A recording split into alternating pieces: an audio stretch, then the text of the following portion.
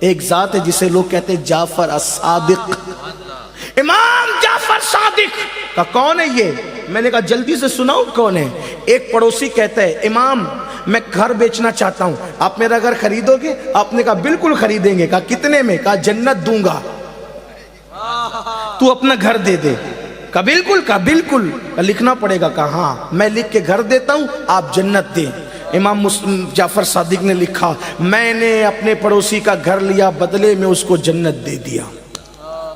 اچھا وہ 1857 کے بعد انگریزوں کے پیدا کردہ مولوی نہیں ہوئے تھے، ورنہ وہ اس کو جا کے ورگلاتے، ارے یہ تو اپنی طرح بشر ہے، یہ کون سا جنت دے سکتا ہے؟ لیکن اس وقت کوئی ایسا بدعتی فرقہ پیدا نہیں ہوا تھا، اس وقت سب کے سب ٹنا ٹن تھے، اور سب کا ایمان بھی بالکل ٹنا ٹن تھا، مضبوط تھا، یقین والے تھے، شک والے نہیں تھے۔ میرے مرشد اجازت کہتے ہیں یقین والے کہاں سے چلے کہاں پہنچے، جو اہل شک ہے اگر میں مگر میں رہتے ہیں۔ اس وقت اہل شک کی تعداد نہیں تھی، لیکن اللہ اکبر، امام جعفر صادق نے چٹھی لکھ کر کے دے دی۔ اتفاق سے امام جعفر صادق چلے گئے حج کو گئے، اس کا انتقال ہو گیا، حج کے بعد واپس آئے تو اس کے رشتہ داروں نے کہا یہ گھر تو ہمارے فلاں مرحوم کا تھا۔ کہا ہاں لیکن ہم نے خرید دیا تھا۔ کتنے میں خریدا تھا حضرت؟ کہا ہم نے اس کو جنت دیا تھا اور اس کے بدلے انہوں نے ہمیں گھر دیا تھا۔ اور اس نے چپکے سے اپنی بیوی کو کہا تھا دیکھو لوگوں کی عقیدت یاد رکھنا، عقیدت والوں کو ہی ملتا ہے، شک والوں کو نہیں ملتا، عقیدت رکھو گے تو ملے گا۔ عقیدت عقیدت عقیدت عقیدت پیدا کرو۔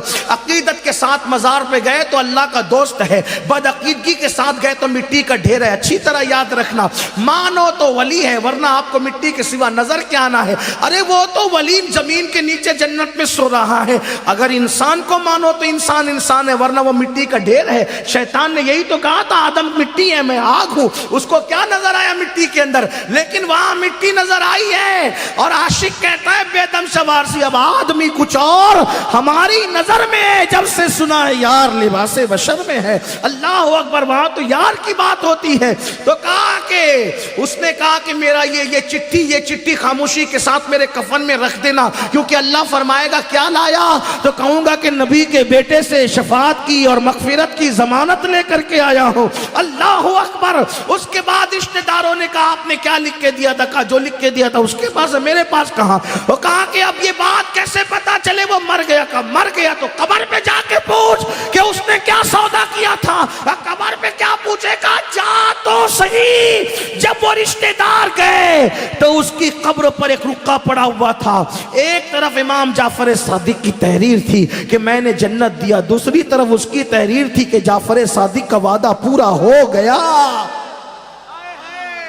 کہا جو جنت بیچے جنت بانٹے ایسا جعفر صادق؟ میں نے کہا علی اس کا بھی، علی اس کا بھی باپ ہے، جس کی جوتیاں امام اعظم جیسی ہستی سیدھی کرے، علی اس کا بھی۔ کیسے ہے جعفر صادق؟ میں نے کہا جلوہ ابھی بھی باقی ہے۔